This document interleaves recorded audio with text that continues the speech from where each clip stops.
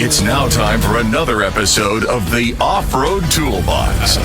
A Jeepers guide to everything off-road. Powered by Best Price Trailers. Hey, Jeff here with another episode of the Off-Road Toolbox. I've got Bart sitting next to me. Hello, everybody. And I got Rob hiding over there behind the controls. Hello, guys, girls. Everybody. Yes. So this brought to you by bestpricetrailers.com. Make sure to go at least check them out in case you need a trailer. They got some great deals going on right now. And so what's happening this week for us? Boy, I think you were going to tell us about these Jeeps that just quit while they were running. Yeah, it's a bad thing of the older Jeeps and some of the newer Jeeps. The question is how do I fix it or how do I troubleshoot it? Because I'm driving down the road and all of a sudden it just stops. What things could go wrong? So to start it off, the first one would be a possible faulty crankshaft sensor.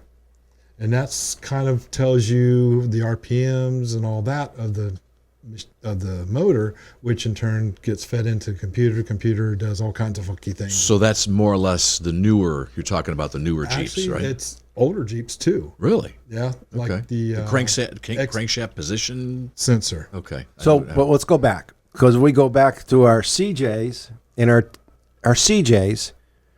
All they had was a distributor. Yes. So then for there would be air, fuel, or spark. Correct. If you didn't have one of those three, you weren't going. That was it. That was Exactly. it. That was so cool. That was easy to diagnose. And now you got to add electric because of all the sensors, the wiring, everything. I mean, there's so many components now to give us EPA safe or whatever. So the the computer itself could go. ECM. Yes. ECM. That's it. ECM can go. The ECU can go. Yeah. You know, I mean, it's great that they've taken and done this, but I hate it. I want to go back to plugs and points. Have you guys ever replaced your ECMs on your Jeeps? I have a story about that. I have replaced two on that red one. So my Jeep developed this little bit of a problem that I'd be driving down the road and it suddenly cut off. Right. And or I'd be at a traffic light and it would just die. It would just die, and then 2 seconds later it'd start up and run.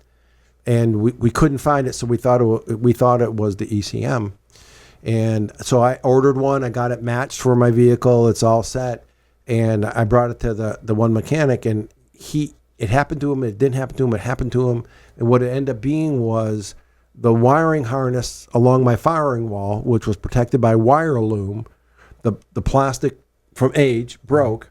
The wiring loom, unbeknownst to me, because I was back there, rotted out, and the vibration of it being on the motor shorted out a wire. Oh my goodness! Oh, yeah. Well, that's but they found it pretty quick. It took like 2 days to find it. I mean, so I didn't have the Jeep for like 3 days because he couldn't get it to replicate it. But then he did. But then he couldn't find out what it was.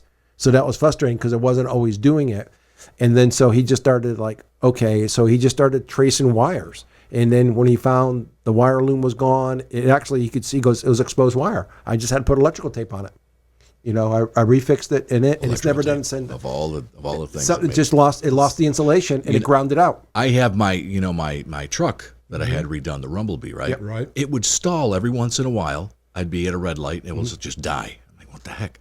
Brought it to my mechanic, Andres. I go to Andres all the time, give him a plug because he's a good dude. Yep. Always done well by me. He ended up fixing it, but what he said was that a lot of it is that the Dodge truck's really super sensitive. The battery connections are, even if they're a little loose. You got to make sure that they're always tight. They can come loose, right? Oh, yeah. Just Vibration driving around, and vibration and all that. Just have to make sure that, and I've never had a problem. So get back to electrical. Number one is you're checking your terminal connections. Yeah, terminals. Yep. Check your terminals and work from there. Or if your battery dies. Well, Going down the road and it just dies out. Or the alternator fails, or it's not always charging. Electrical systems are a pain to diagnose. Yes. Because you start with one and then you go to the next and then the next and then the next. So it's a trial and error, and it's a roll of the dice even for the mechanics that are professionals at it. Even if you change things like aftermarket lights, radio, stereos, it can throw codes. Yep. Like I got the LED lights, and every now and again I'll get a code that my low beams aren't working when they're on. And it's just because I went to the LED lights, and for whatever reason, every now and again, they'll just throw a code. Wiring, the harnesses, the connections, moisture, corrosion, any of the. I mean, we're so dependent upon wiring and electronics in our new vehicles for transmissions, for everything. Everything. I mean, everything is run by a sensor now. Yes. Even though, we try not to. Yes. Water is a real bad thing for Oh, the electronics. Yes. I mean, I noticed that I'll drive the Jeep in the rain once in a while. I don't do it much. When it's raining, I just don't like to drive it. But after I finish driving it, there's certain things that'll go. Like, for example, my left turn signal. Yes. It'll work, but the light on the dash, and it won't tell me. It won't flicker. Yep. But it's fine now. Dried out. Yep. So something there, it got wet. Gets wet and it kind of goes, yes. I'm not working today. I'm off. Exactly. Exactly. Another thing could be just a faulty fuel pump. But okay, so go back to the old days. Yes. Clogged fuel filter or your fuel pump That's it. That's were all there easy to was. fix, right? Yep. And they were in line, Yes. and you could change them in line. You could stand up and change them. So where are our fuel filters and our fuel pumps on our newer Jeeps? They're inside the fuel tank. Yep. Why they ever did that, I'll never know. I'm speechless. My XJ, I filled it up, Yep. came back, turned it off, got back in it, started it, went down the block, and it died. Yes. Guess what it was? Fuel Fuel pump. inside with the a fuel full tank, tank with a full of- tank of gas. Oh man. So that means, for you folks who don't know, you got to get it towed to a shop, or if you can do it yourself.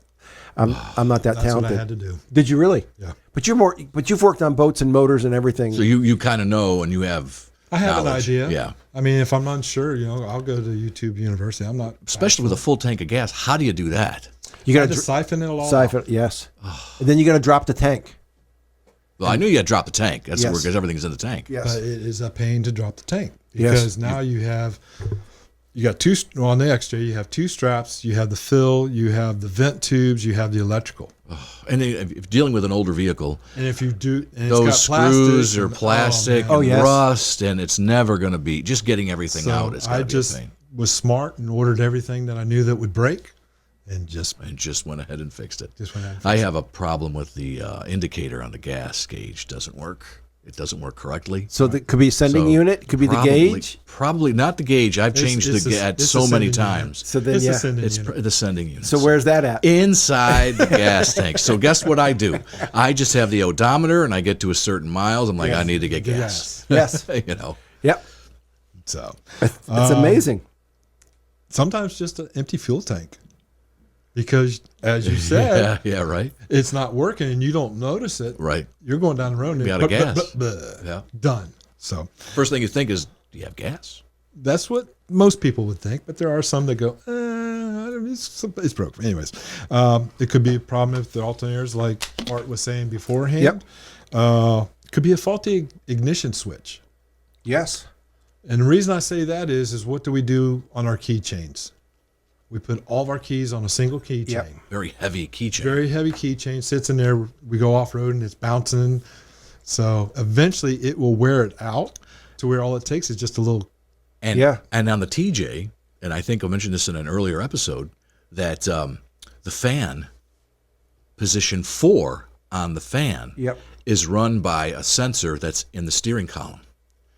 Now 1 through 3 are run by the actual unit, the AC And the unit, motor. the fan, the motor in there. Okay. But the 4th position, the high speed, is the fan. So it'll cut out when I'm driving if I got the AC on, when it's raining and I have right, and I'll just jiggle the ignition and it'll pop back on.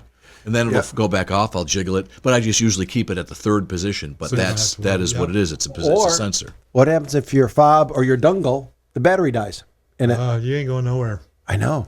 Now you don't have that problem. What are you talking about? What the what? The dongle or the fob? This Oh, those this is a things. fob. Oh, yes, Yes. those. Yeah, no, I don't have those. In the truck, I do, but that's Yes. not not one of those. Yeah, So it's not a. they won't read. The security system won't read. and you ain't going nowhere No. until you get a battery and it gets reset. I know that there is an issue with the Teslas. They have a separate battery that starts it and stops it. Yes. And that goes. You can't move that vehicle. Yes. You can't put it in gear. No, nothing. It's blocked Yes. right there. it's the same way with the start-stop and the JT and the JLs. Yeah, you got the small. You got the second. But with If that, goes, obviously, you can't go anywhere. well, no, but you can put it neutral and push it somewhere. Yes. Oh, but yes. you can't do that in a Tesla. You can't even tow you it. You can't Oh, I do didn't know anything. that. No. I learned something today. I found that out because producer Ed, has a Tesla, and it happened to him in his driveway. And he had to get a buddy of his to pull it to the end of the driveway so a car in the garage could get out.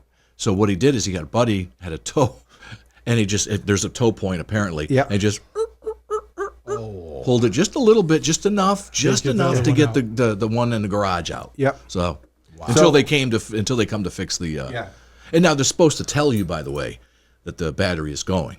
You would Yes. hope. Yes. It didn't. It was doing some weird stuff, he said, but it didn't give you an indication that it was failing. You're supposed to get the message on your It didn't get that, yeah. So it didn't. So and he has a Tesla. So you know, again, if you own an electric vehicle of any kind, I'm sure the same thing with the JT. The JT. The JT says, I forget what the error message is. It'll come up on the dash.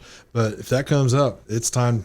Go And even right if you away. don't, and something kind of weird, if you have If you start any getting- strange stuff happening, get it checked out. get it checked out. So when I travel or go off road, one of my things, I carry a spare key because I never know when my battery's going to go dead. So I don't want to be in the middle of any place and then it's a key fob, you know. So I carry a spare battery, especially traveling. I just make sure I have it. MacGyver, he's got everything. All lessons learned. But here's the thing with these that I found out is they're like a Bluetooth. They're constantly searching for the signal to the Jeep. Really? Yes. So they're constantly. I didn't know that. No These- kidding. The new ones, from what I was told and what I've read, is that they are constantly looking for a signal to the Jeep. So If that's you're in the why it middle has of a a battery. what That's if you're why- in the middle of a trail? that's what I'm. How could you? I mean, Well, if it's running, it's running. It's probably when Right. you turn it off and go to turn it back on. Then Right. it's not, that's when you're going to have your issue. Yeah.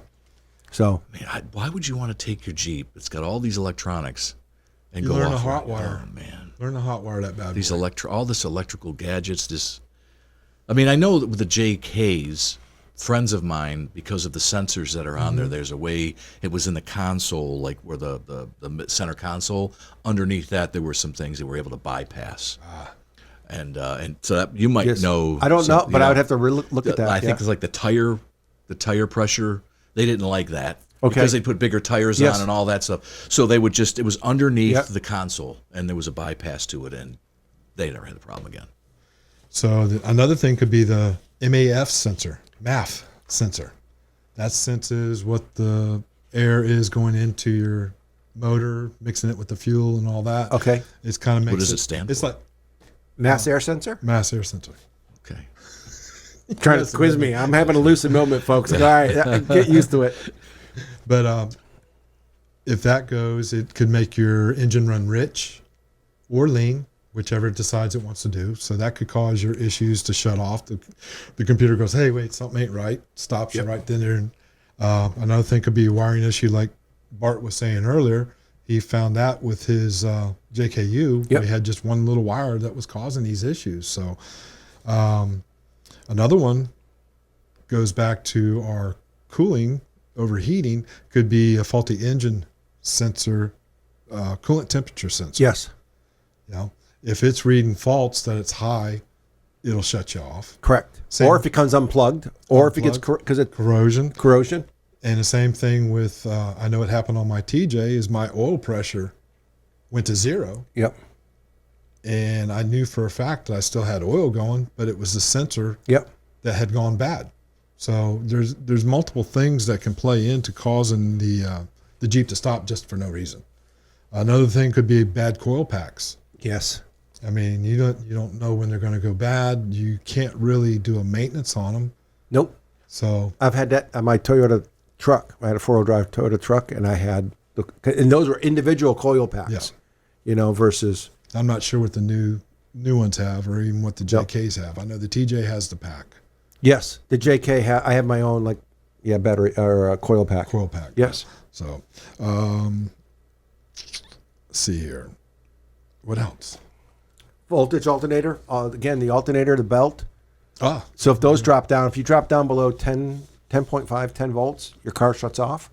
So if you're not charging enough, it's going to shut down on you. yes. So again, is it going to be the alternator, the wiring, the harness, the belt? Any one of those could cause it. So, Well, you can get the battery tested to find out if the battery's can- good. and you should can be- get your alternator. and That's look all. at your gauges. So Right. again, people watch your gauges. Yep. Don't put pictures on your covering your gauges. Over up. my gauges. All right, Kaylee. I know she does. I mean, you can go to any of the auto parts places and they'll throw a diagnostic Yes. on it. They'll Yeah. check your battery, they'll check Yes. any codes that you have, and they'll do the best they can in helping Yep. you. But They're most real of the good time with they go vehicle, make, Yep. motor, Yeah. and that's all they know. You got down here fuel tank. So how about dirty fuel or water in your fuel? Water and the fuel more so than anything. So because most of the stations now have filters, Yes. both on the main tank and at the pump. Yes, but what about when you go up north and you have the heating and cool? Remember the old days? Oh yeah. Now condensation. you had to make sure you had a full tank of gas. Yes. As much as possible, because if you didn't, moisture, and you let the car sit. Yes. You Heat cool. Yeah, Put it and in the garage. Take it out of the garage. Moisture will build up, and then you've got. That's why you put dry gas in all the time. Okay, so You what? know, oh, so God. dry gas or Marvel Mist Oh, oil, yeah. or put these other additives in to do it. Help keep your fuel line clear, your fuel filter clear. Helps with your fuel pump.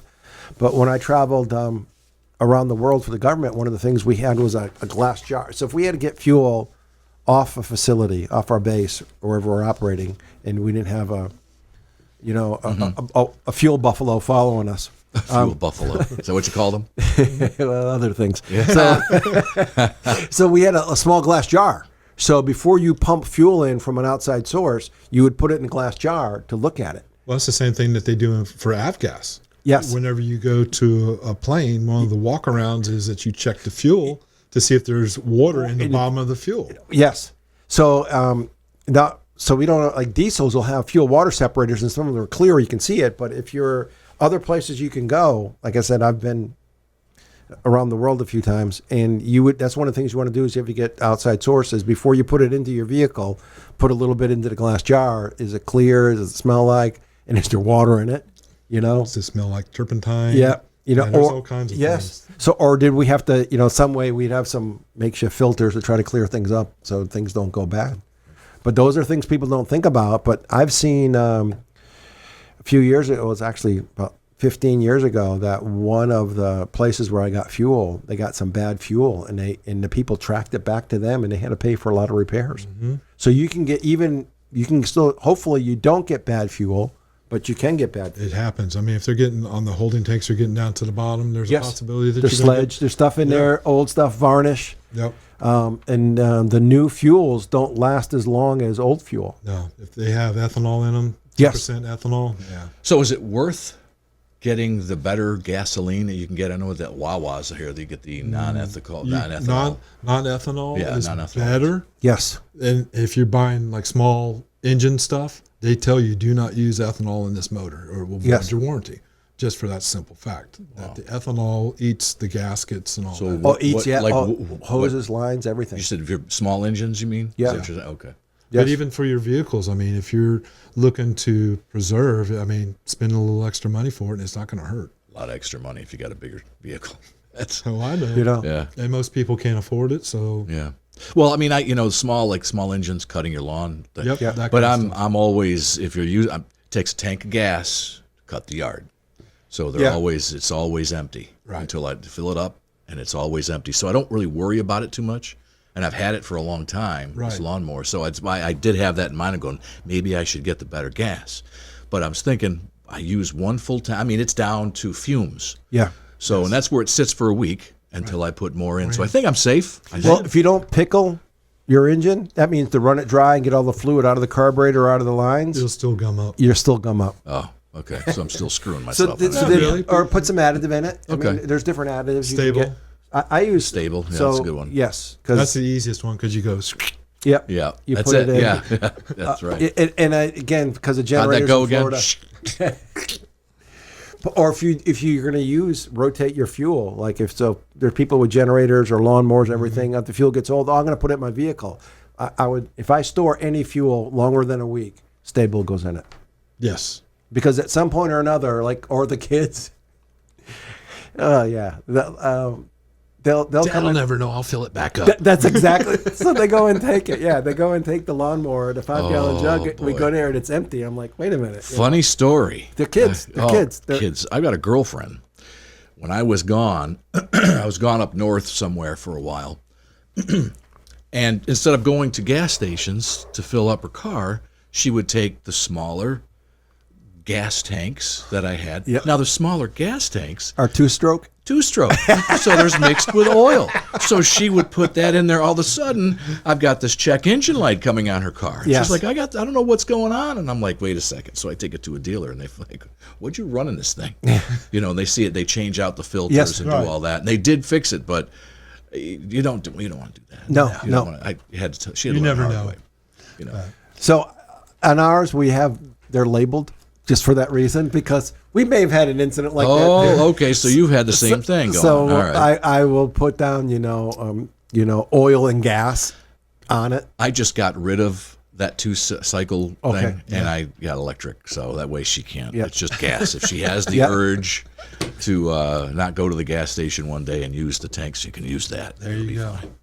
So, in closing with this, is that if you're having issues with your vehicle stopping just out of the blue, you're going to have to do some troubleshooting on your own, or you're going to have to take it to someone that knows what they're doing. And somebody you trust. Somebody who really knows what they're doing, because you can get they replace parts versus actually fixing the problem. Right. And you all have guys you trust. Mechanics. Do you have Yes. mechanics you trust? There's two that I You use. don't? I haven't found anybody yet that I trust. I use Andre. He's in Ormond Beach. Yes. And I'll give him a plug because Right. he's always serviced Yep. everything that I've had. I've been here for 16 years Yep. now, and he's been Spot on. awesome the whole time. Very fair as well. So just a plug for him. Yep. That's it. Again, if you find, especially somebody that knows Jeeps, That's the hard part, is finding someone that understands the Jeep. Yes. Anybody can hook up a computer to a car and it'll tell you what's going on. There's a few of them in this area. There are. Over There here, are. yes, but over my neck of the woods, I think there's only one guy. There's one dude. Yep, that's one. And then I'll see some people that are great with suspension, but not so great with engines. Engine. Yeah. Exactly.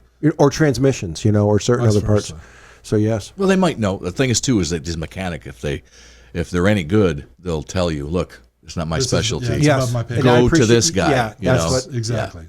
And And I- knows who you want to use. And that's how I got to Andres, by the way, when I first moved here, was because I had an electrical issue. And he apparently was really good diagnosing Yes. all of that stuff. And turns out he's pretty good at doing just about everything. Yeah. So, Few and lucky. far between anymore. yeah. Yes. Yep. Is it that time? I think it is. We got a short story today. Short one? Short one. All right. All right. Not that Again, long.